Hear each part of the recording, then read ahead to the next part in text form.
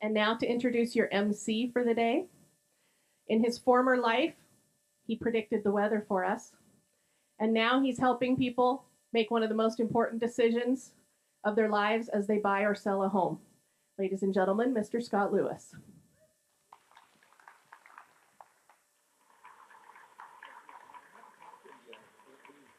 No, I don't know.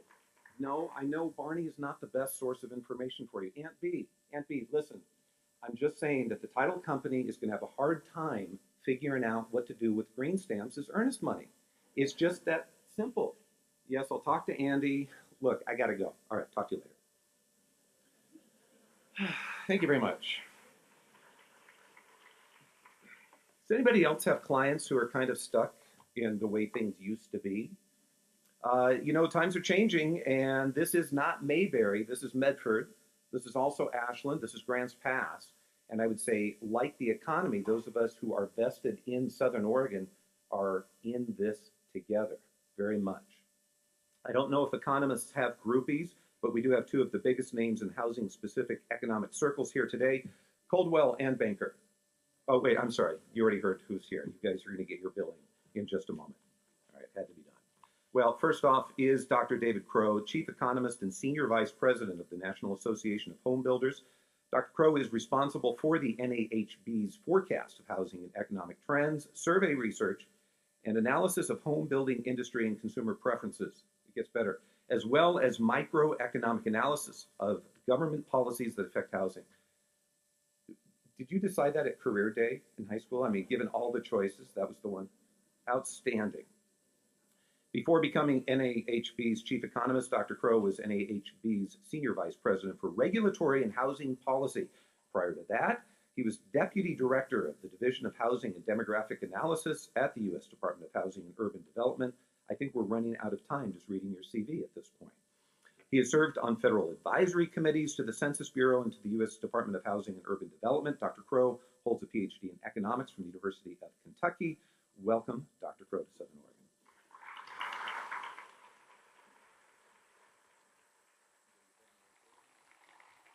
Well, thank you very much. Good morning.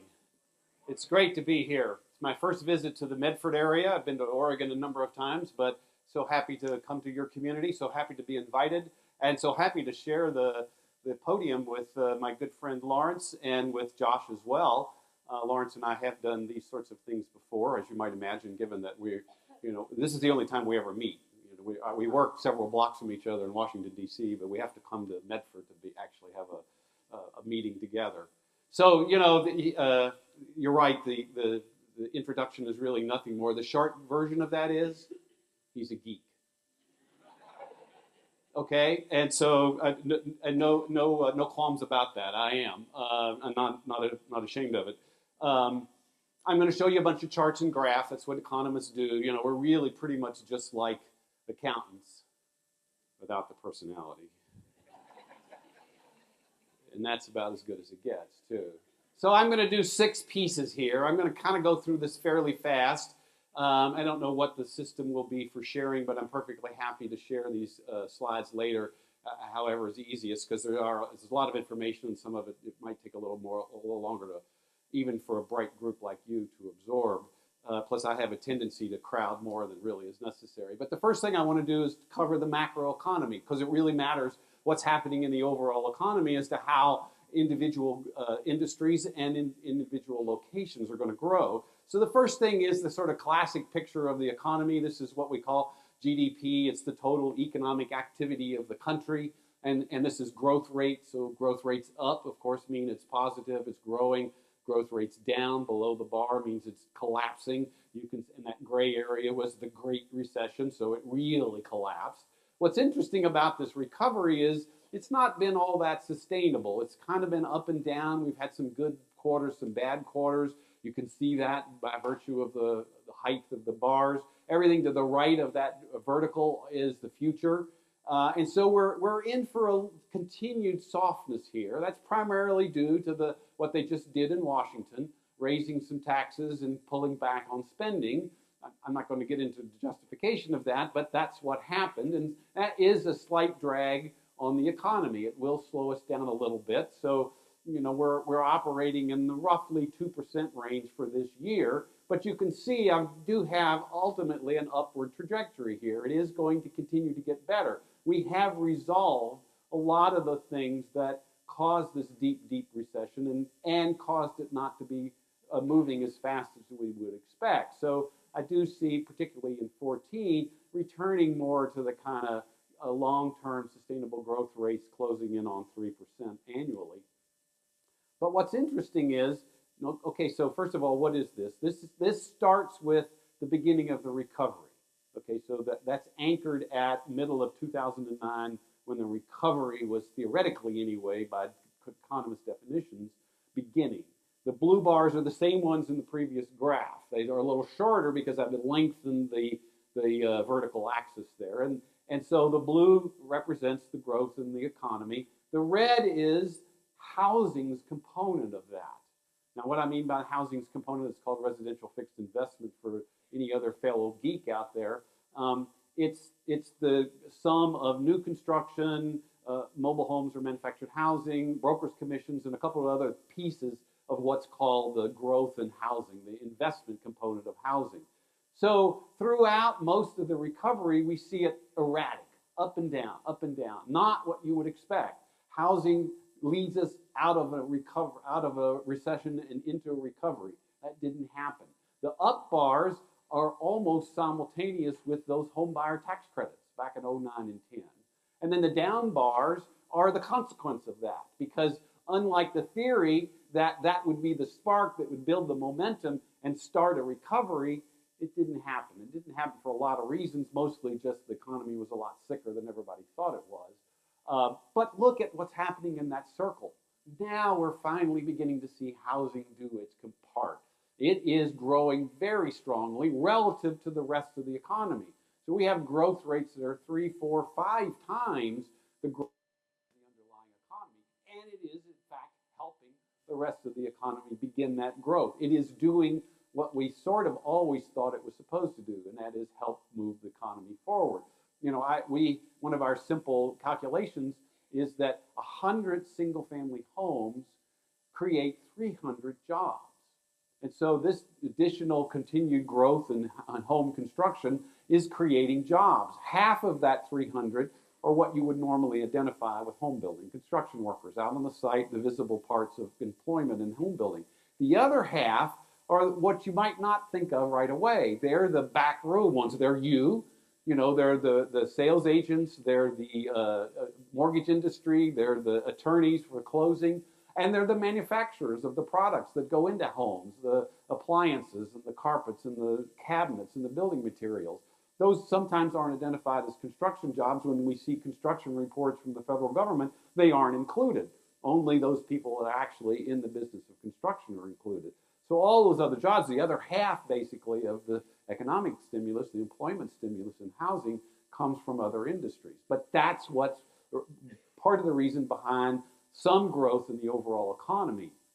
Now, part of the reasons it isn't as powerful as it usually is because housing has shrunk so much. So that RFI, that component of GDP that's represented by housing, is usually nearly 6% of the economy. It's only less than 3% right now.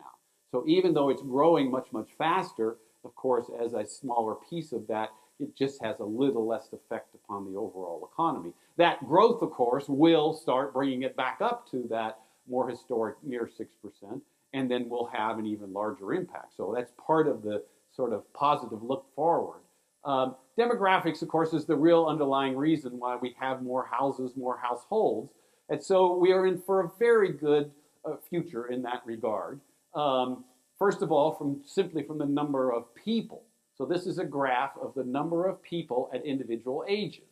So you can see if you start over on the right-hand side, you see that the second section in is the baby boom. This is a good representation of why it's called a baby boom, because we suddenly had this huge growth in the number of people at individual ages. So those people born basically 46 to 64 have a very large cohort of people that went through their lifestyles and affected things as they went through it.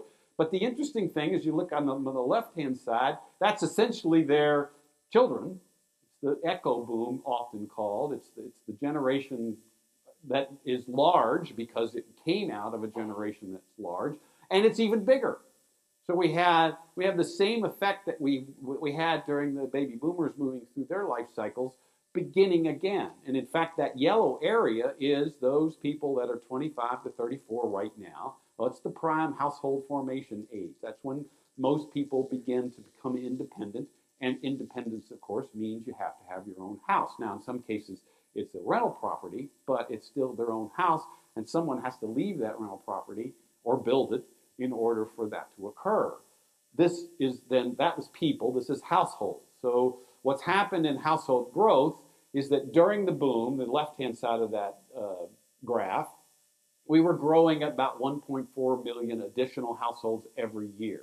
These are quarterly numbers, but on an annual basis. So we had really good, strong household formation rates and growth in households. It's one of the reasons why we were building a lot of units. Then the recession hit, and that formation rate collapsed to about 500,000 a year. Obviously, what happened if you didn't have a job? You didn't move out of mom's basement. And then now that we are beginning to see a recovery, we are beginning to see some return in the number of people forming households. We're back up to a little over 800,000. It isn't where we need to be. The underlying population still would suggest that we should have about 1.2 million per year. So we have a lot of pent-up demand. We have a lot of people who delayed household formations, delayed having children, delayed getting married, sometimes in the reverse order, and will eventually become households and then need a place to live. What did happen during that period is also a switch in how they chose to live, even those that did form a household. So this is the same three cycles. Left-hand side, 1.4 million. And in that period, if you could fog a mirror, you could get a mortgage. Everybody bought a house. All the additional households became homeowners. The middle of it, that collapsed. And so not only did they have uncertain futures, uncertain economic futures, but they were afraid of homeownership even. So all of the additional household formations, even more than them, the net number was even greater than the total number of increases in households. And we were actually losing a few homeowners, primarily, of course, through foreclosures and defaults. That's still true even in this latest period. If you average out the last 4 or 5 quarters, we're back up to about 800,000. And except for the very last quarter, where we actually have begun to see some return in the number of owner-occupied households. It hasn't affected the homeownership rate, but at least we are beginning to see a net addition to the total number of owner-occupied households. That switch in tenure choice, the Economist term for it, that switch from primarily going immediately into homeownership to primarily going immediately into becoming a renter, has meant we've seen a fall off in the homeownership rate, the percentage of people in individual age groups that own their home. And that's even been true even of the oldest group here, the 50 plus. A combination both of people losing their homes through mortgage distress, as well as some people deciding to move from homeownership to rentership. But the dramatic drop is in the younger age groups, where that marginal decision has been switched almost completely to renter. I don't think that's going to continue. Glad to get into more discussion in the questions, but I think that is a momentary for a relatively long period as we clear out the problems we've had, as people begin to rebuild their credit, as credit standards soften a bit and aren't quite as restrictive as they are right now, and as what we hear from polls, as younger people actually get to act on their desire, which is to become a homeowner, but can't right now because of their abilities and in a lot of cases their mobility, because in young beginnings of careers they often have to move around. The other thing that's happened in terms of population is that we've gone back to this general migration towards the South and the West. So, that's been a very, very long-term phenomena where the population has been leaving the Northeast and the Midwest, the Rust Belt in particular, and moving to the South and the West. So this is the last 2 years, change in the number of people by state. And so the darker the green, that means the greater the percent change. And in fact, the 2 darkest green states are increasing population at a greater rate than the U.S. And that means, inevitably, this isn't birth issues, this is simply migration issues from one place to another. So we have begun to return to that long-term process of people leaving the manufacturing areas and moving to the belts, to the sun belts. And two other indicators of positive. So I'm trying to build a case here, just like attorney. I can't depend upon one single piece of information. I got to give you several.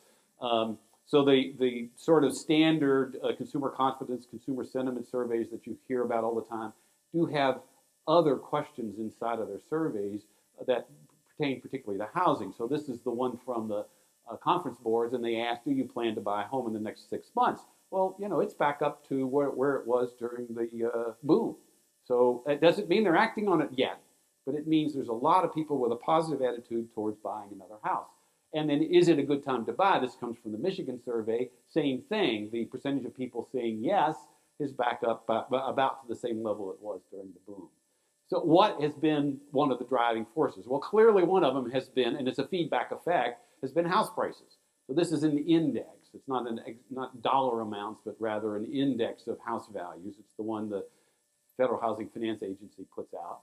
So you see the collapse, as everybody experienced, and then there was this long period of uncertainty mostly in 2011, early late 2010, early 2011, where it just wasn't clear what was going to happen. You may recall there was still more discussions of further drops and a lot of doomsday discussions about what was still going to happen and all the leftover inventory, but it didn't. You know, finally in early 2012, this index, along with all the others, which is one example, they're all doing the same thing. They're increasing at 6-7% a year, pretty decent house price inflation, and that has in turn given people the confidence to come back. Those that were on the wire, on the fence, and the only reason they remained on the fence was because they didn't want to buy a house and see it fall in value. That this has given them the confidence to go forward. Oddly, it's a national index. It really shouldn't. This is kind of one of those misnomers where people look at the national numbers, and particularly the Case-Shiller, which is a little bit annoying to me that in an index with only 20 cities gets such a prominent notice in the media, and that was particularly annoying when we were going through that period of nothing happening. But it happens. For whatever reason, people look at these national indexes and then judge their own individual house by that metric. But are they where they need to be? Well, one way to look at that is, what's the house price to income ratio? Another way of saying that is, what multiple of annual income do people spend on a house? So over a long period of time, that's been 3.2. It's not the same everywhere. It's different in different places for a lot of different reasons. But on a national level, people were spending roughly 3 times their income to buy a house. That soared to 4.7. Well, obviously, that's not sustainable. You can't suddenly have purchases that are nearly 5 times your annual income when the norm would have said it should be more like 3. So it collapsed. But it's back to where it was. It's back to about 3.2, a good, strong indicator that house prices have kind of recovered relative to income to what's a more sustainable level. Now, I'm gonna use, well, let me show you this first. So the same thing has happened in Oregon and Medford. And I draw those little arrows to point out that in both Medford's case and in the U.S. case, we're back to the levels we were before. Medford had a really extreme growth, much larger relative to where it should be than the U.S. And in fact, if you look at the ratio between the long term for U.S. 3.2 and the peak 4.7, that's 150%. I'm going to make a point out of that. So the U.S. house prices in general rose to 150% of where they should have been relative to income. Oh shoot, I don't have that graph, so I can't tell you the rest of the story. The rest of the story is that happens.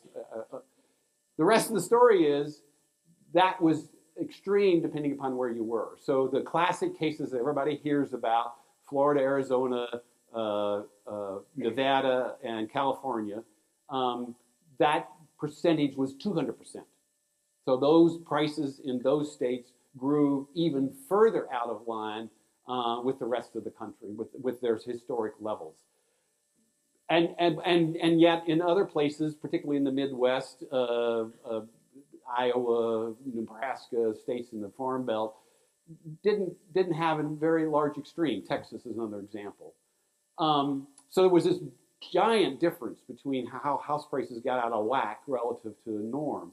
They're all back somewhat in the same range, that ratio. It's different for different places, as you saw for Medford in particular. But for most places, it's drawn back to about the same level. So that house price thing is nowhere near the problem it used to be. It's not solved completely, but it's nowhere near the problem it used to be. So the map was, the reason for that is, back in 2011, when we thought things were out of whack and when no one really knew what was going on, there was a pretty good, strong indicator that there were things happening in some places. They were just too small and too varied for it to show up in a national scale. So NHB developed this thing we call the Improving Markets Index.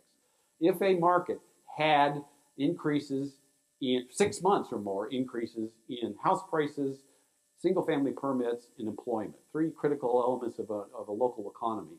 If all three of those were increasing for 6 months or more, we called it an improving market. Didn't mean it was well, it simply meant it was getting better. In the beginning, there were 12 markets out of 360. So it was hardly a convincing argument that we were getting better on a national scale. But it was, in fact, an argument that said this recovery will be one by one, market by market, and you won't see it in national numbers until you get enough of those markets doing that same thing. Well, now we're finally seeing it. So we got 256 markets. There they are out of 360. Roughly 70% of all markets are on the list. Medford, I believe, has been on this list since January, satisfying those three elementary criteria. So it's simply a technique, almost all just a PR technique, but a learning technique to say this is an unusual recovery. It's not going to happen everywhere at the same pace, but as it begins to happen, it will spread.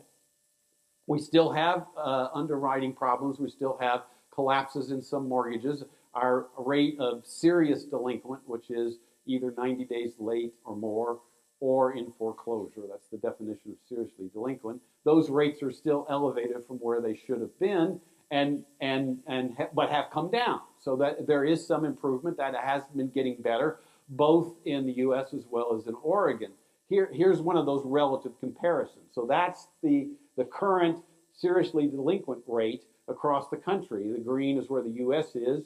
The red is where Oregon is. But look how much difference there is. Still, even though house prices have somewhat come down to being more reasonably related to income across the country, this leftover from that dramatic shift has still left some states with a much stronger problem in this than others. And look at the left-hand side. Florida, New Jersey, Nevada, New York, Illinois.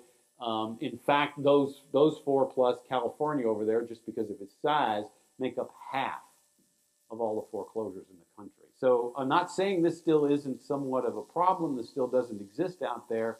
It's much less than it was, and it's especially concentrated in those places either that had dramatic price fluctuations or underlying economic problems, the Rust Belt.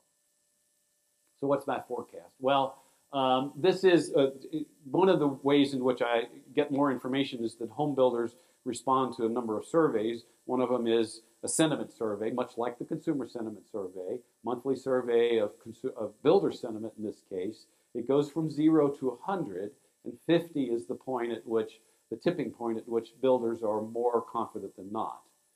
And so to give you some relative comparison, at the peak, that index was a 72, back in the boom of 05. At the trough, it was 8, okay, 50 being the tipping point. At the trough, there were a lot of builders that were really not in good shape. But now it's back up to 44. Not great. Can't quite get over that 50 point. We have a couple of sub-indexes that we also do, one for remodeling and one for multifamily. Both of those have been over 50 for several quarters, indicating that those subsections of our business have kind of recovered, have all well on their way back. Obviously, the multifamily sector because of this strong rental demand, and the remodeling sector because a lot of people decided to move in place, to remodel their own home instead of move to a newer home with upgraded facilities and amenities. But it did have a nice strong 2012 increase as builders finally begun to see some light at the end of the tunnel. I think unfortunately it was a 40-watt bulb. So it's a light, and since it had been so dark for so long, it looked really bright. Now as we've gotten through some of this early recovery and we've seen, okay, it is still a light, but it isn't as bright as maybe we first thought. So we've had this little bit of pause here, if you will. I think it will ultimately finally go over 50 as we see more and more advances in the industry. Sales this morning just reported 2.5% increase over last month. 440,000, I think, on an annual basis. And so I have a decent growth in new home sales. That's the blue line.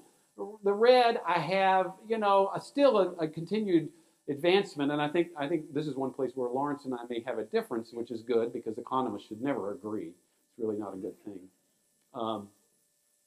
But because there's this hesitancy to sell their current home, because there's still fear of what's out there, and maybe a little bit of psychology over, well, my house was worth X during 2005, so I'm waiting for that to happen again. It can't quite get back to reality. So I have some growth in the existing home side as well, but maybe not quite as strong a growth. New home sales are kind of answering that lack of supply by seeing the one place where you can expand if the market justifies that. So starts, the sort of underlying key to the home building side, continued increases, but not dramatic. So that's kind of the bottom line story of this recovery is modest increases. We're not going to see really fast growth. We have, in the 20% range, 24% last year, 25% this year, a little larger, a little stronger as the economy recovers. But still, only slightly moving forward. Now, again, I go back to this. Right now, we're at 47% of normal. What do I mean by that? If we go back to the early 2000s, that seemed to be kind of the last time we can call something normal, if you can ever call anything normal, particularly in the housing market. And so it's a kind of a reference point, and it gives you a chance to say, well, volumes are quite different between a state market or a local market than they would be for a national market, but how do they compare to where they were? So this is a way to do that. So at the top of each one of those bars, at the top of the red bar, is how close to normal, to the production level in that particular state, will we be at the end of next year? So for the country, it'll be about 71%. That's the line that goes through sort of the middle of the graph. For Oregon, a little better. 76% of it's normal. It's growing just a tad bit faster than the rest of the country. But again, we have this enormous extreme depending upon how deep the hole was you fell into. So on the right-hand side, we have states like North Dakota, Texas, Oklahoma, Wyoming, Montana, Louisiana. What's the commonality there? Energy, yeah.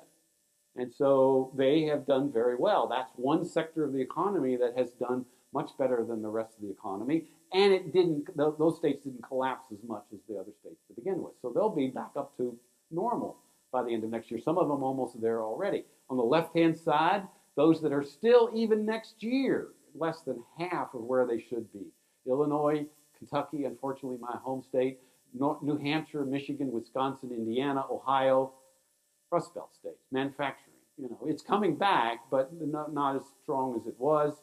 And it bled a lot of jobs, so it's going to take a while for that to get back to normal. Now I want to switch. So we're coming back. What should you build? What's the answer? So we did a survey almost 4,000 individual consumers, asking them a lot of questions about what kind of house do you want.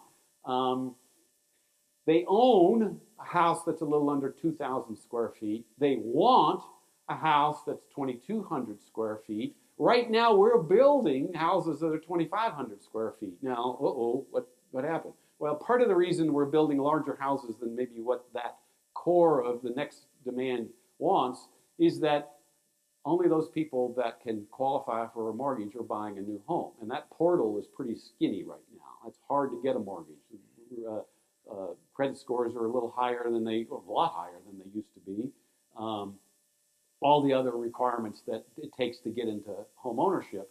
So we're selling homes to probably a little higher end home buyer than would be more normal when we get back to more reasonable credit standards. A couple of features of that home, they still want that open design, that the open space between the kitchen and the family room. That's overwhelmingly preferred. That's been historically the case. It still is.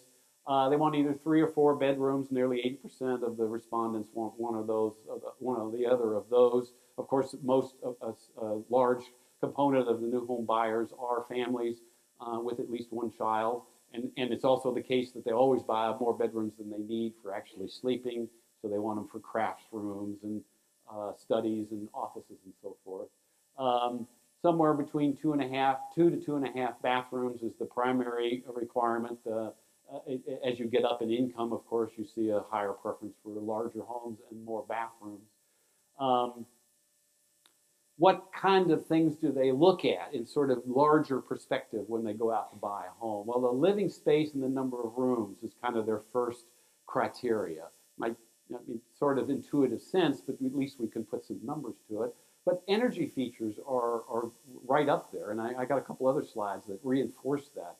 And that's been a shift over time. We've done these kind of surveys for years, and that energy issue, energy conservation, energy efficiency has continued to grow in importance. And so we asked a series of how many was it? 120 different features. So just a wide range of things, some of which you might expect to be pretty common in a home, some not so. And they ranked them by, I got to have it, I would prefer it, I don't really have to have it, or I don't even want it. And so we can break some of these things out. For instance, on the most wanted list of this 120, and I've highlighted things that are critically related to energy. So again, I repeat that notion that this energy conservation, Energy Star in the case of appliances, are rating in even the whole house have very high ratings. Some of the others you can read down there. Exhaust fan in the bathroom has always been on our list. I think for many that's a code requirement anyway, but it gives you a sense for where it lies in relationship to other things. So that was sort of a list from the whole house. Then we asked specifically about a couple of different specialty rooms. One was kitchens, a table space, so they still want a big enough kitchen to eat in, even if they have a dining room as well. Walk-in pantries were very popular. Double sinks are popular. In fact, in Essential, they're the highest of all. Pull-out shelves, wood cabinets, you can see the sort of, again, some of these things have moved forward in a little more importance as we've seen more high-end homes being built. In the bathroom, exhaust fan again came out to be the top. Linen closets still need to be both a shower stall and a tub. Now, I happen to just be building a house, and I didn't do that, so I'm already going, oops, what do I do when I sell this house? But that does seem to be top in people's preferences. Again, maybe some cases due, particularly the double vanity, due to the fact that a large portion of the people who do plan to buy, and that's all we concentrated on that, so we weren't just getting answers from anybody, are families, but 2 people. Outdoor features, exterior lighting, a patio, a front porch, trees, still rate pretty high for their lot, which also means we're talking about people who mostly prefer single-family homes in the suburbs. The preferences for urban living are still relatively low. So this idea that the new generation is going to move back to the city, I think is true currently, but I'm a little doubtful that that's a long-term trend. So, and then we asked about technological features, and in this case, we also asked, do you have it right now? So you can see the only technological feature that most people have right now is a programmable thermostat, kind of almost universal. More than half the people have it, and they want it. They want to continue to have it. The others, we get this strong preference for things, although they don't have it right now. And as you might imagine in these preference surveys, you do get that effect. You get a lot of, sure, I want that, sure, I want that, sure, I want that. But then reality sets in, and it isn't always the case. So we began to say, well, okay, so you won't be able to afford everything. What will you trade off? So the first thing was unfinished spaces. So they, again, a dominant portion, not all, but a dominant portion of these are families, and so they are well aware of the fact that they could start with unfinished basements, attics, great rooms, expansion rooms, other ways to expand the house, and then do that later. So that's one way to trade off. But interesting, the other is they're willing to drive, even in all this energy conservation stuff. They still are willing to drive to shopping, and then if you look down here, longer commutes to work. So there's not a consistency here, at least if you think in total energy conservation. If you're extreme environmentalists, for instance, and you think you should walk to work or ride your bicycle, and not heat your house unless it's really cold, or air conditioned unless it's really hot, this suggests that the energy conservation issues in the house are important, but they're not going to trade that off by having to live in real high density. Again, so to try to again get at these sensitive areas, where would you trade? We got that each one of the pairs is: do you want a high energy home with low utility bills, but obviously would cost more, or would you trade off that with low energy features? That's a pretty strong preference. Again, that comes through with energy conservation being a big deal. On the right-hand side, on the upper one, again, mostly because we're dealing mostly with families, they want a single master and then other bedrooms. Down on the bottom on the left, a smaller home with high quality products, or a bigger house with fewer amenities. I think that's a trade-off that's interesting. So, and I think also because there's a heavy emphasis here on trade-up buyers who are more interested in the quality of the house than they are in floor space. And then finally, open dining room, living room, or separate rooms. There's that more casual living style that's also been a trend for a very long period of time. This is interesting. So along with energy conservation is sort of this idea of environmentalism. And so, yeah, that's great. I want to be an environmentalist, but don't charge me any more money for it. Pretty strong, and that's always been the case. I'm glad with the label, but I'm not interested in paying a lot of extra money for it. Once again, I don't know what I did there. Once again, utility costs are very strong in their preference. They'd like to know what they are, and that doesn't influence their purchase. In fact, we asked specifically, if you could save $1,000 a year on utility costs, how much more would you pay for that house? So this isn't environmental per se, although it certainly can be attributable to environmental issues by saving energy. But the median answer to this was $7,000. That an individual would be willing to pay $7,000 more for a house if they could be assured of $1,000 less energy cost. That's a rate of return of about 14%. It's a pretty good rate of return when you turn it into that kind of ask. And then finally, so there's a whole list of things that ended up at the other end of the spectrum. What don't you want, or what won't you pay for it? No surprise there, an elevator. Clearly, all of these things do show up more as the income of the individual goes up, or as the house price they're willing to pay.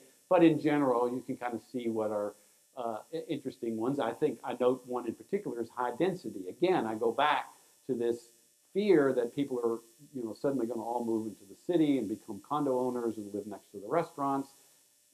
Happening among younger people, but I think over the long term, that's not necessarily a sustainable pace. You can buy the book on builderbooks.com. Shameful advertisement. And then I'm going to finish up with issues. I don't know how close I'm on timing. I don't want to run into Lawrence's. I think I'm just about done. We do have some issues out there. We do have some things that are keeping us from moving forward, if you will, particularly for new home building. We still have tight credit, both for the builder and the buyer. So I mentioned that FICO scores are much higher to get into a mortgage than they used to be. The spread between the average FICO score of the country and the score of successful mortgage borrowers has increased from about 35 points to about 65 points. And I'm not talking about during the boom, I'm talking about pre-boom. That the successful mortgage borrower had about a 35-point higher credit score been the average for the country. That has leaped to 65. And it's not because the average of the country has gone down, it's because the requirements to get a mortgage have gone up. Same thing is true of home builders. It's one of the reasons that the inventory in home building is low, although it is starting to build up. This morning's report suggested it's increased about 4,000 additional units, is because they're having trouble borrowing. And that was true of the developers as well. So that process of bringing land onto inventory to be able to build on ceased during the recession, and it hasn't completely started up again. So we're seeing some lot inventory problems. Appraisals, so that's been a problem as well.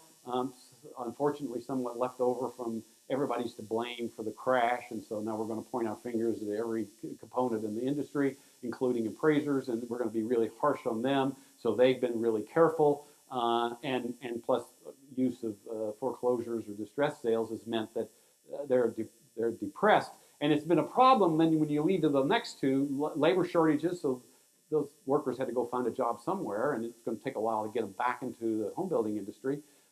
And material prices have popped up, partly for the same reason.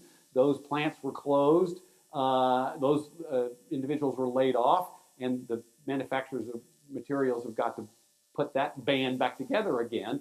Until they do, the limited supply is being bid up. But those increases in cost for labor and lots and materials are compressed by the fact that the appraisals are still not reflecting those costs, but rather the comps throughout the community, and builders are having a difficult time trying to raise prices and meet that. And then we have, what's happening in Washington, and Lawrence could contribute to this as well. It's a crazy place to live. We've chosen it for a lot of who knows why, but we're economists, so you can't explain it.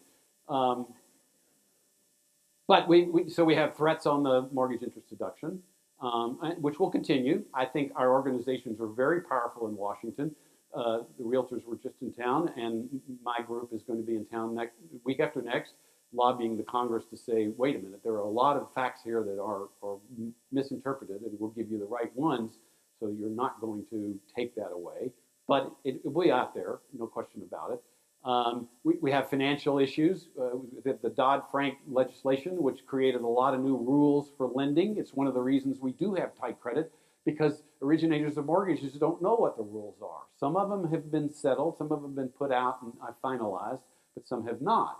So until those are clear, until the rules of the game are clear, it's going to take a while before we have a more fluid and more stable mortgage market. And then we have to deal with Fannie Mae and Freddie Mac, which oddly enough are starting to make enough money that they're paying the government back. So there's this odd confluence of, we got to get rid of them. They damaged the housing inventory, housing market.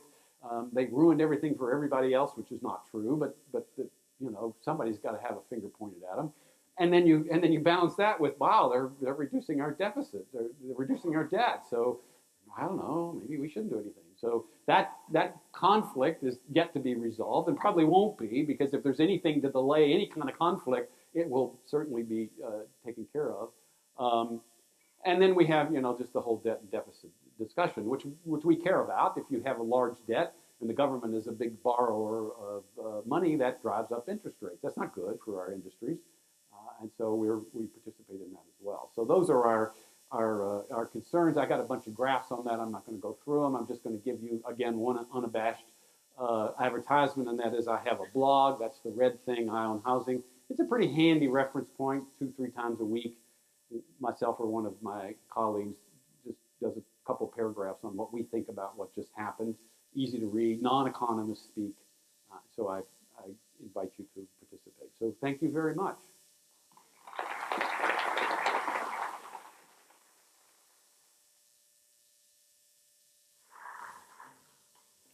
There will be an opportunity to ask David questions. We're going to have all of the presenters for a question and answer session coming up. So if you have questions, go ahead and write them down, and we're going to do our best to accommodate that. I want to acknowledge the sponsors. You see them here and also on the back of your program. These people actually did contribute to make this event happen. Your ticket price essentially is paying for the facility here, but there were many other expenses. We would like to also recognize some of the special guests who are here. Gene Bentley is the Oregon Real Estate Commissioner. Gene, I saw you in the lobby earlier in the front row. Thank you very much. Paul Rainey is the Director of Public Policy for the Oregon Association of Realtors. Paul is here also. Cheryl Walker, Josephine County Commissioner. Hi, Cheryl. Josh Gibson is Jackson County's Assessor. Josh is up front also. Ron Fox, Executive Director of the Southern Oregon Regional Economic Development. Ron, thank you. Colin Milan, District 4 Vice President. I don't even know what the district is exactly, but I know Colin. And Colin's in the House as well. For the Oregon Association of Realtors, is also a candidate to become President-elect. Gary Whittle, President currently of the Home Builders Association of Jackson County. Gary. Don Livinggood, President, Rogue Valley Association of Realtors. Don, go ahead and wave. And Penny Miller, President, Grass Pass Association of Realtors. Thanks for coming in. All right, the second part of our presentation.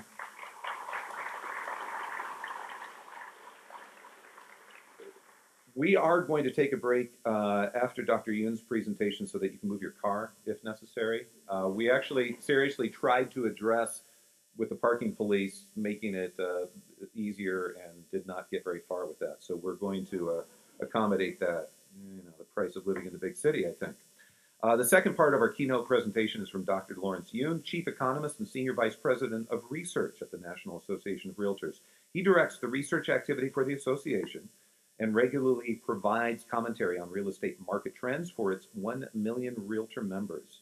Dr. Yoon creates NAR's forecasts, participates in many economic forecasting panels, including Blue Chip and the Harvard University Industrial Economist Council. He regularly appears on financial news outlets, is a frequent speaker at real estate conferences throughout the U.S., and has testified before Congress. Lucky. In 2008, USA Today listed him among the top 10 economic forecasters in the country, and he has been named among the 100 most influential real estate leaders by Inman News. Dr. Yoon received his undergrad degree from Purdue and earned his PhD from the University of Maryland at College Park. Welcome back, Dr. Yoon.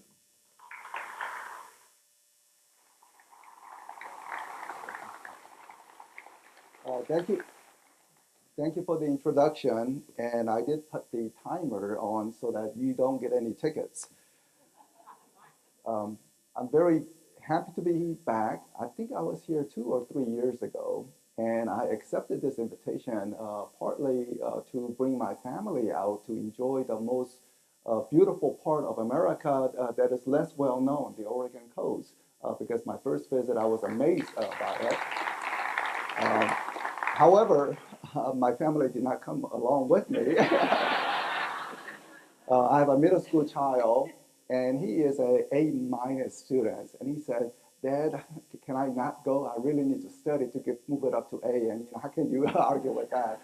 So I will be returning home tonight, taking the red-eye flight back. But still, I'm very happy to be here.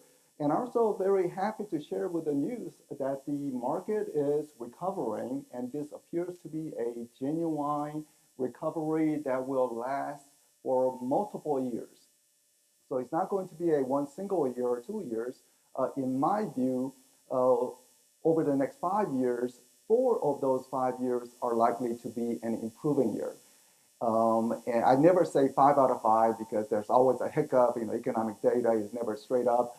But looks as if that things are lining up in a right way, even with sluggish economic expansion. We do have a sluggish economic expansion, but nonetheless, I think the housing market momentum is building, and it will continue to build. Let me first start with the most misleading statistics out there. This is realtor median income. And in 2012, it started to rise. And the median income, I think, is now at $43,000. Why do I say most misleading statistics? Because if I say that a school teacher's salary is around $50,000, then you would say most school teachers' salary are right around that range, $40,000, $50,000, $60,000. Engineer salary, $70,000. And engineers' salaries are right along that range. For realtors, this is the median, but look at the bottom. how many people earn more than 6 figures in terms of revenue? This is not net income, just the revenue commission. Is 200,000 of our 1 million members have 6-figure revenue coming in. Then look at how many people have less than 10,000. So it's 360,000, which is implying that real estate business is highly entrepreneurial. Some people succeed big time. Other people are struggling through. And if one was to dive a little deeper into the data, one finds that the years of experience really matters, implying that relationship building over time is very important in terms of trying to get that referral clients recommendation over time. And also number of hours people work. Some people voluntarily choose not to work more than 20 hours. Their income levels are low. Some others are working 60 hours a week, and they're very busy, and naturally the income is coming along with it. But overall, nonetheless, it is on the rise. So even though it is misleading, the overall trend is that it's been falling for many years. Somewhat stabilization in 2011, then 2012 it increased, and I think 2013 it will further increase. And it will further increase partly because I hope the realtor membership do not turn upwards in any meaningful way. Because what happened during the bubble years was that there was much activity, but too many people tried to test out the business. And if you have too many people chasing after the economic pie, then the division gets smaller and smaller. So we had an excess number of people coming into the business during the bubble years. I hope those entrants learn their lesson and not retest the market again with the recent recovery. But we are at the 1 million mark, and my anticipation, based on just separate membership forecasts, is that we will probably remain at million, which means that increased home sales, increased home value will mean directly increased membership income on average that will be happening. Another reason why the income is rising is that the people are showing up to buy a home. This is pending contracts, people signing to buy a home. And one sees that the monthly figures is essentially at a 5-year high levels. Those two little spikes are $8,000 home buyer tax credit deadline. So the first one was in November of 2009. So as the deadline approached, people rushed in trying to take advantage of the $8,000. And by the way, that $8,000 tax credit was we like to take a responsibility, the home builders and realtors, because we lobby heavily at that time to say $8,000 tax credit is needed because economy was bleeding, housing market was bleeding. The economy was losing 8 million jobs. Housing prices were tumbling down. Is there any way to stabilize as the economy is losing 8 million jobs? And we thought, the builders, realtors, thought that even with job declining situation, you still have about 90% of the workforce with jobs, perhaps 50% with very stable jobs. And we said $8,000 will begin to induce these people come back into the market, and that's exactly what happened. Then the tax credit was further extended because it did not fully stabilize to the May of the following year. So you get that second spike. Then once that disappeared, then the sales plunge. Naturally, just a timing issue, then steadily climb. Now, sales are back up to 5-year high, even without the tax credit, meaning that through the natural forces of low mortgage rates, household formation, job creation, affordability conditions. So now we are back up to the 5-year high levels. But as many of you know, contract signing does not mean automatic closings. So the appraisal issue, trying to get their mortgages. So it doesn't naturally lead to actual closings, but this is actual closing figures. The closing figures do not directly replicate contract signing, implying there's still a lot of friction in the marketplace, but nonetheless, it is still moving roughly in right direction, not proportionally to pending contracts, but roughly in line. Right now, it's about 71% of the past peak levels. And I don't anticipate we will get back to the peak levels anytime soon, probably not for the next 5 years, because there's a lot of bubble activity that was present in 2005, 2006, but now it's a healthy recovery, and I think it will continue to trend upward. Again, 4 of the next 5 years, I think it will be an improving year. New home sales, meanwhile, is a little different. I mean, they have been down and they're only scratching the surface, trying to come out only 28% of the peak levels. So the recovery is occurring in the new home sales. Today's data is further pointing to increase, but it's declined much further. There's also some misinterpretation regarding new home sales. This is not due to lack of demand for new home purchase. People say, well, it looks like existing homes are doing a little better than new homes or much better than new homes. Somehow people are shying away from new homes. And that is not actually the answer.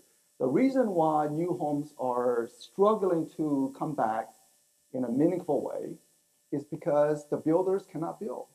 Whatever the builders are able to build, they're able to sell it.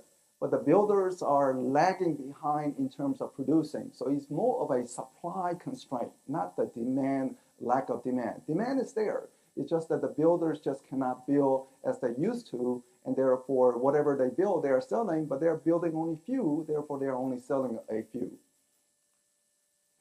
Regarding the annual figures, not the monthly figures, one sees that it declined, and then you had a home buyer tax credit in 2009, so it stabilized even with 8 million job losses, and then it's continued to remain stable. But that stable is, well, 2008 was a tough year.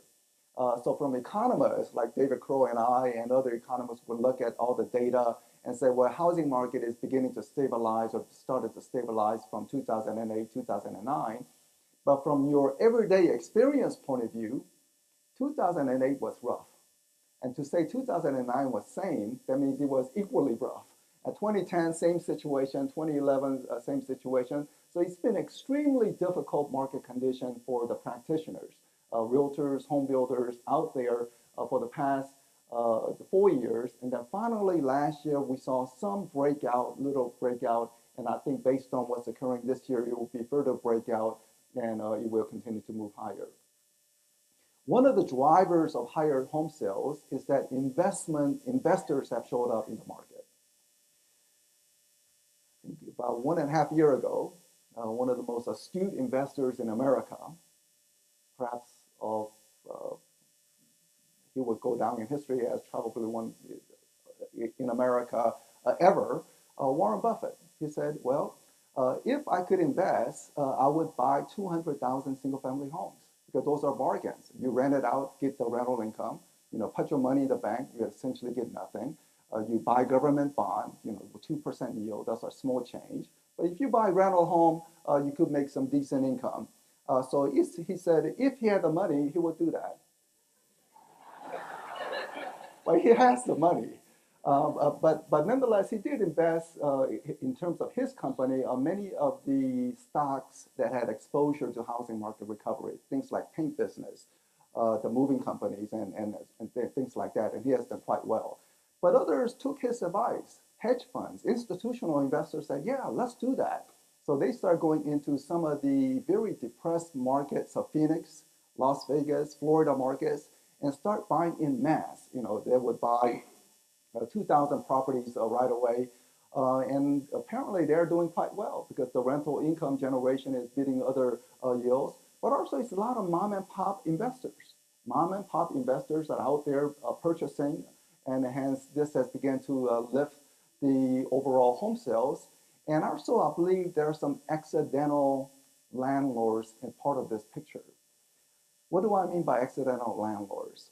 These are people, homeowners, who never wanted to be landlords, but they need to move because of school district, changes in family circumstances, job relocation, they want to move. Yet, they're underwater.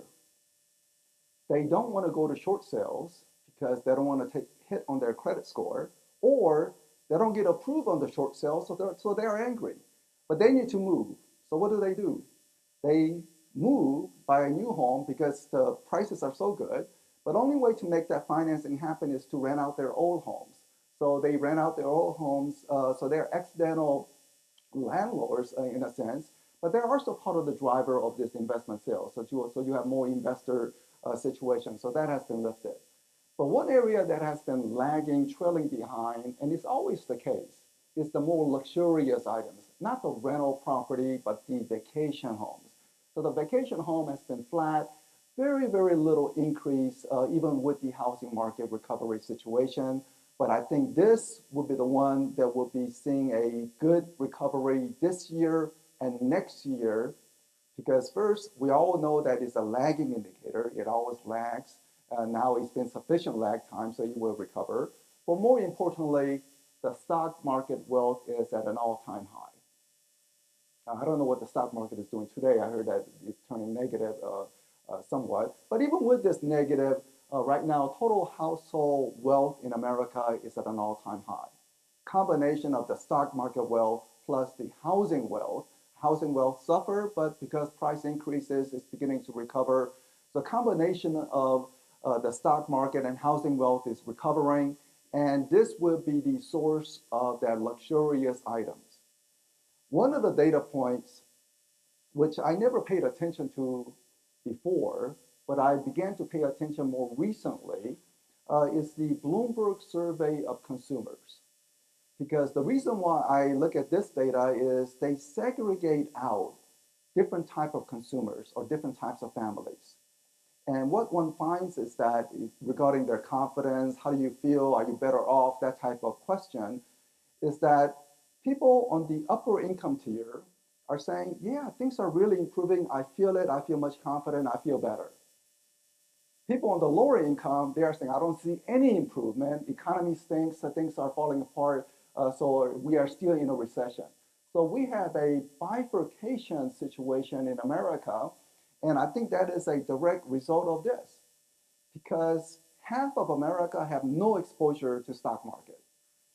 Many of the young people, they're just trying to scrape some little savings, and certainly they would not have any exposure. And the employment situation for recent college graduate is very difficult. So therefore, you have this bifurcation situation occurring in the country. But regarding the vacation home sales, it will be rising just because this has risen. And not only that about the lagging indicator, but one of the drivers of vacation home sales are the household wealth. And given that this has risen back very strongly, I think is a very good indicator that vacation home this year will be rising meaningfully and continue to do so next year. We also take survey of realtor members to gauge some of the qualitative data that is not yet in the system. System is things like unemployment rate, inflation rate, home sales, what happened in the multiple listing service, but trying to gauge information before it actually goes into the system. So we asked realtors across the country, and it's about 3,000 across the country, and perhaps there's one person in the Medford area, I'm not sure. And if you are one, thank you very much for filling in the survey. But it's a good representation, and it also follows, this is a very good leading indicator about what actually happens in the real place. So we ask very simple qualitative questions. When you hold an open house, how is the foot traffic? Is it improving, about the same, or declining?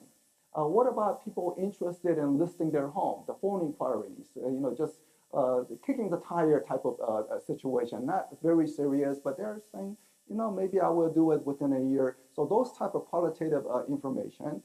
And what we are finding is that the green line, the buyer interest has begun to rise from early part of last year, and now is almost going off charts.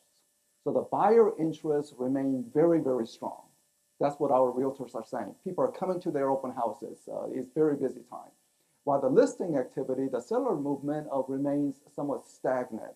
So you have this gap opening up. Too many buyers chasing after too few homes, which is the reason why the prices are beginning to rise.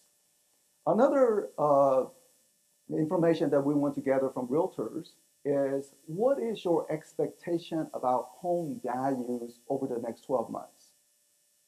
Based on what you are seeing in your neighborhood that you specialize in your local market that you specialize in. So based on what you are seeing, what is your price expectations?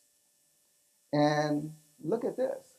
Now about 90 or greater than 90% of the realtors believe that prices will be rising over the next 12 months.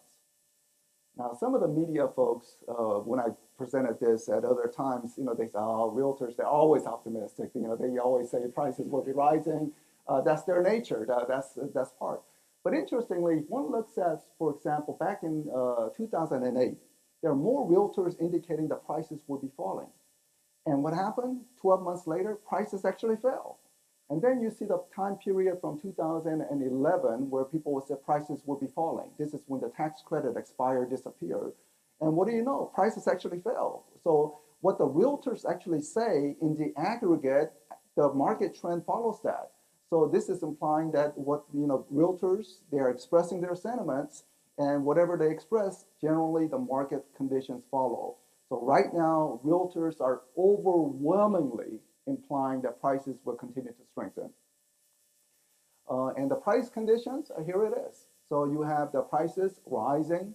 According to NAR, median price is at a double-digit price gains, 10%, 11% for 5 straight months.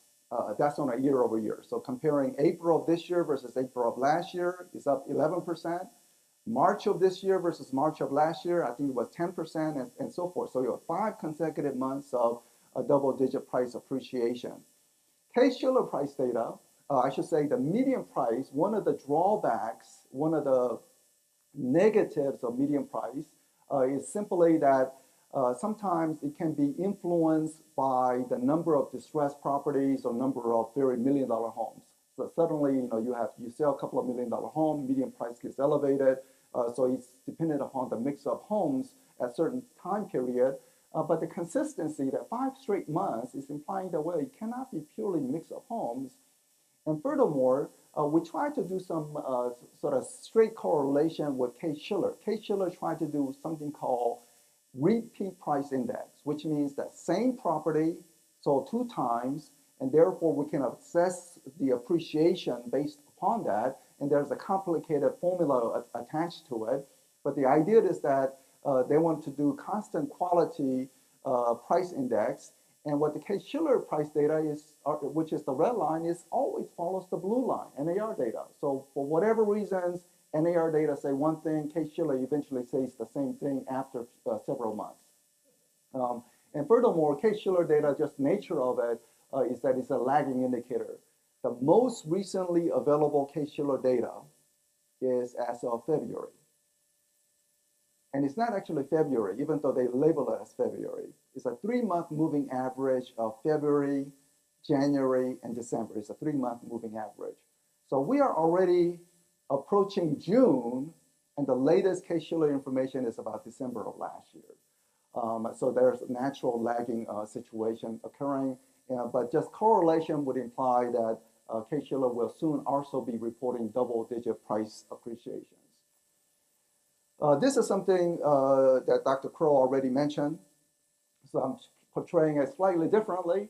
2 markets, one Houston, straight up, and one Medford. So, Medford started out, I guess, a little below Houston in 1990, then it went up, then it collapsed, and now it's slightly below, but now it's beginning to turn positively situation.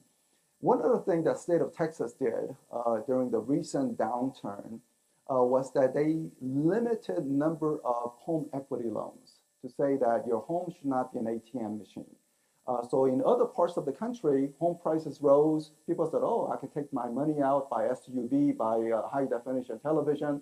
But in the state of Texas, they said, no, you have to have at least 20% equity in your home before you can take out any home equity loans. So that's something I think from the state level, you may want to consider in terms of trying to prevent any future bubble. But right now, there's no bubble or not even a mini bubble, even as the prices are recovering, because we are in a fundamentally different situation today versus the bubble years.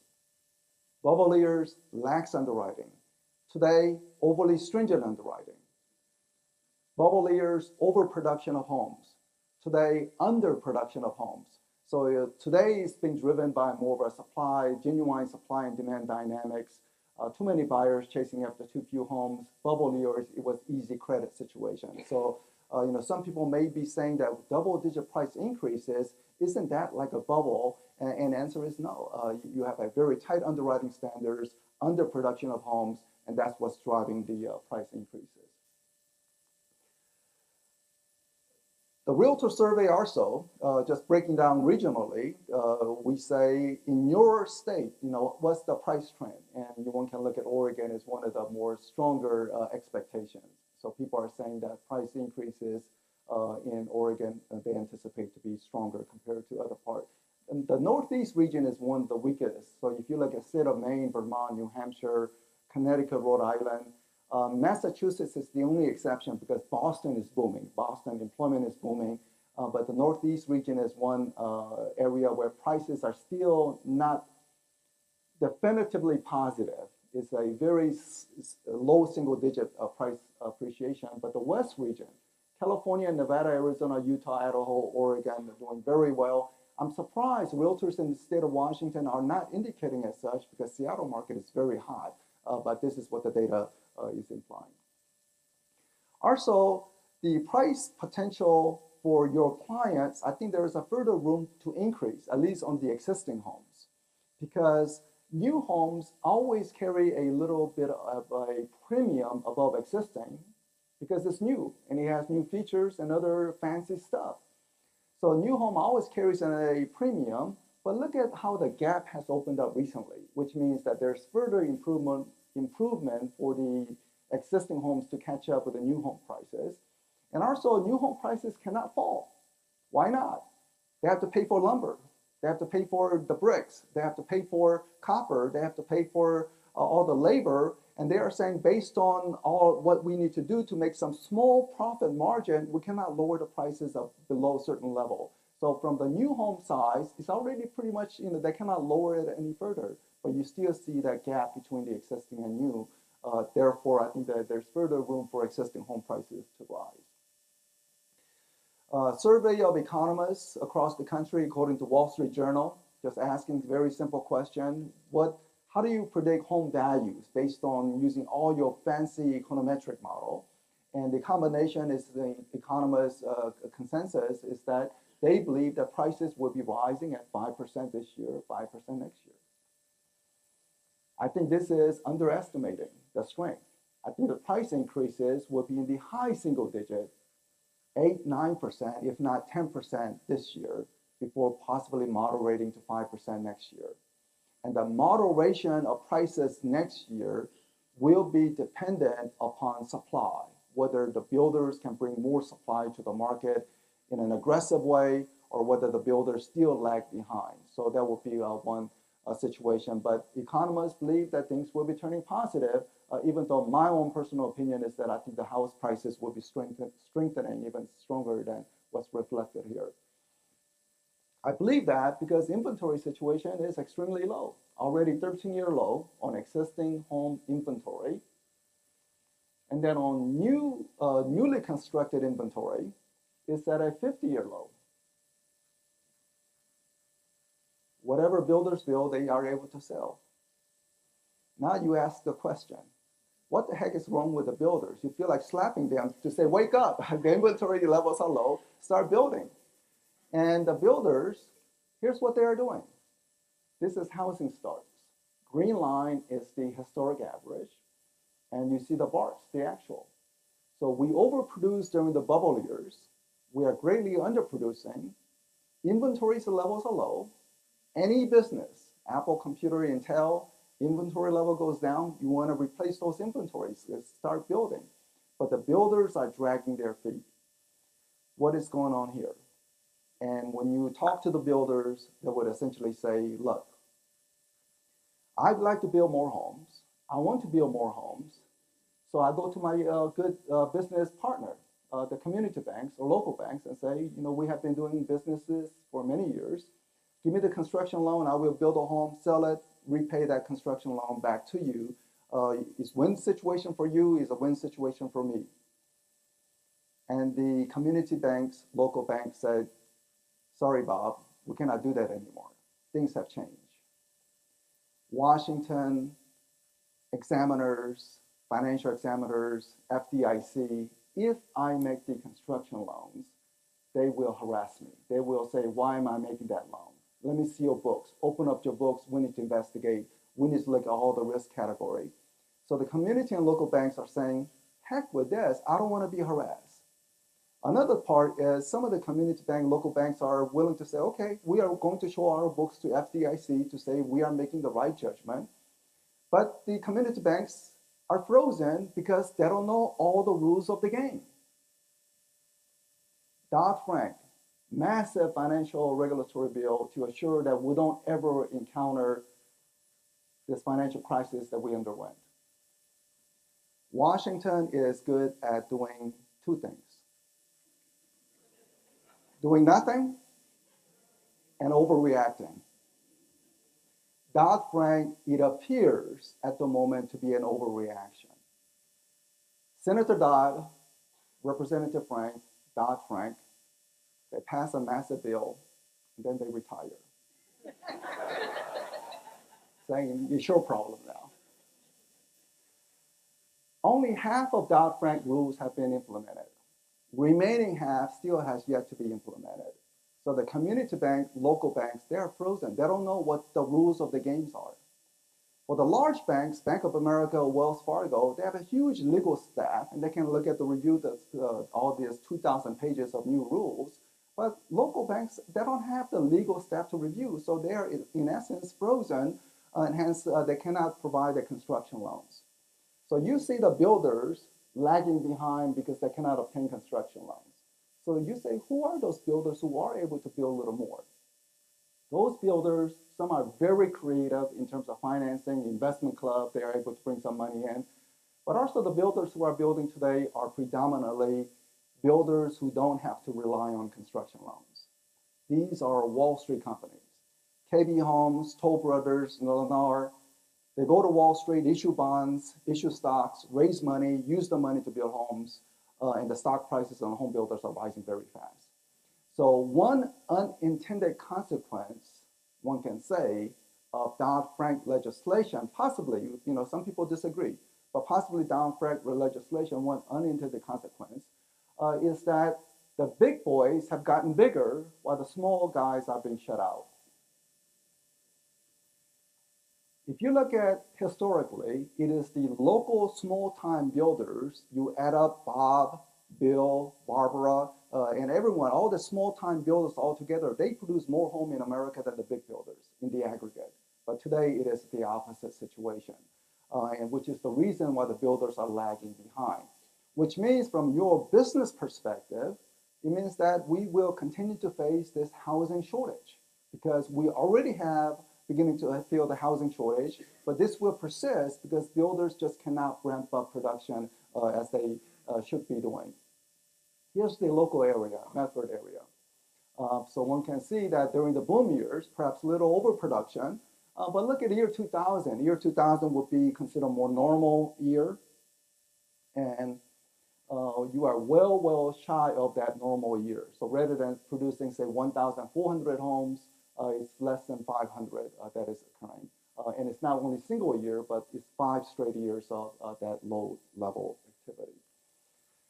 Just local MLS statistics, the closed sales activity actually went down, and I'm a little puzzled by this, but if one sees the median price, it is up 28%. Again, that's some of the mix of home issue. So in terms of dollar volume, it is up 12% in the aggregate in the local region. But inventory is down, and it appears to continue to fall, which means the price increases will continue.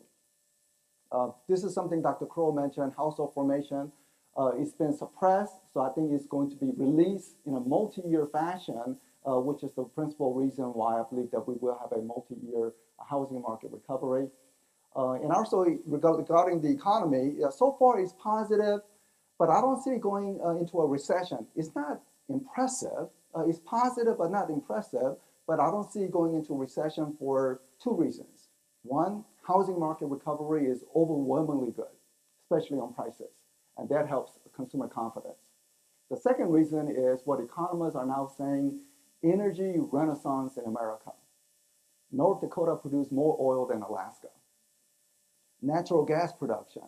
So much oil that is being produced, so much natural gas that is being produced. I mean, we have to balance that out with environmental damage, and that's up to the public to determine what the right balance is. But right now, there's so much energy production in America, and we may begin to see some. We are importing far less energy, and some people are saying in 20 years' time, we could be actually exporting oil over to China. China currently buys oil from Middle East, but because of so much energy production that we could be actually exporting oil over time. But it remains to be seen. But nonetheless, economy will not go into a recession for that reasons. Energy production that is occurring in America and housing market recovery that is just overwhelmingly good. This is the forecast regarding the economy GDP. So blue chip is a private sector economist consensus, no recession. CBO is the Congressional Budget Office, which also uses their economic forecast for budget deficit forecast. And they're also anticipating no recession, except perhaps the GDP forecast is perhaps a little too robust in the CBO projections. Regarding jobs, so 6 million job creation from the low point, good news. But be mindful that we lost 8 million jobs. So we are not back to all the jobs that have been lost. In some states like Ohio, it's been a deep downturn, but they're recovering. California, interestingly, is recovering nicely. This is good news, particularly in Northern California, because as Northern California goes, it trickles into Southern Oregon. Home prices in San Francisco Bay Area, they are red hot. Whatever pops up is being snapped up quickly, even with 20-30% price appreciation. Given the degree of hotness in the Northern California, I think it will begin to trickle into the Southern Oregon. Oregon area, this is the job market picture. So some recovery, not back to the prior peak, but most of that recovery is in the Portland area. Medford is relatively flat so far. DC area, just by contrast. When I show this chart across the country, it says sequestration, let it happen.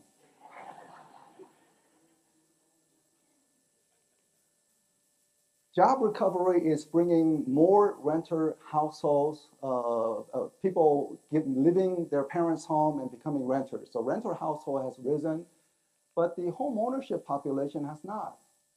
And this is somewhat puzzling because you have increased home sales. There are some investors involved, but still increased home sales. But what's happening here? Where the first-time buyer homeowner is being negated by people who are being foreclosed upon. So right now is a net neutral regarding home ownership situation. I mentioned earlier about the Bloomberg survey between upper income tier and the bottom income tier. Another forecast for you to keep in mind. I think America over the next 2 to 4 years will become even more unequal than what it is now. Why? Because it is already baked in. Everything is baked in. This is the data from the Federal Reserve. Net worth between renters versus homeowners. Everything you have minus everything you owe. What is your net? One can see over time, renters' wealth do not rise. Homeowners have substantially more. There was the bubble wealth crash, but now home prices are rising, so now the homeowners' wealth are rising. Some homeowners have zero, they're underwater, but there are many homeowners who have zero mortgages, whatever their home values are. So this is on average. So one sees a substantial difference between homeowners and renters. But what do we see? Renter population is rising and rising, homeowner population is flattening out. So automatically, some of the homeowners, and you have the accidental landlords, so they will participate in this wealth recovery, while the renters will not. So automatically, everything is baked in so that we will have more unequal distribution of wealth in America. And the reasoning why the renters are rising is because some of the good renters cannot get a loan. In the past, they would be able to get a loan, but they're unable. This is the profit situation at the banking sector. They are sitting on pile of cash, yet this money is not going to the main street, just sitting on pile of cash and not turning those good renters into homeowners. And this is the credit scores of those people who got loan approvals, mortgage loan approval. Normal years, if your credit score was 730, you would have no problem. Today, 730, you cannot get Fannie and Freddie back mortgages anymore. And also FHA wants a much higher credit score. So you say, how many of the population are impacted between these credit scores of what they used to be qualified, but today they're not qualified? That's about 15 to 20% of the population. In other words, your home sales activity could be 15 to 20% higher. More of the good renters could participate in this wealth recovery, yet they are shut out in terms of wealth recovery because of the excessively tight underwriting standards. Now, some people say, well, we have inventory shortage, so maybe this is a good thing. And yeah, maybe we don't want to add more fuel to what is becoming a very solid recovery, but the choke point is really about home building. We need to build more homes so we can have more supply, and once we have more supply, loosen it up so that more people can buy at low prices. Warren Buffett, buy low, not buy high. Today, home values are still low, even with some price increases. Buying high at the bubble year, that was a mistake. But right now will be a time where the good renters can become successful homeowners, yet that is not happening, and the wealth distribution will widen as a result. My forecast is no recession, just improving just across the board. Only thing to be mindful is the mortgage rate will probably rise, but nothing alarming.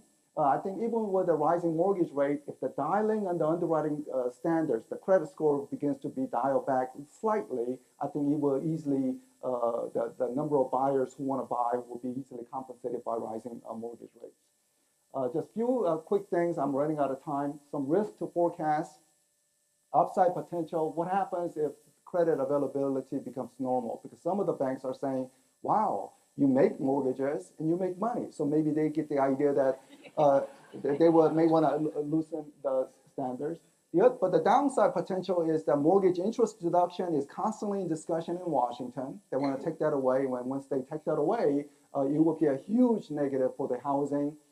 There's other areas without going into it, very complicated, some rules that can negatively impact housing.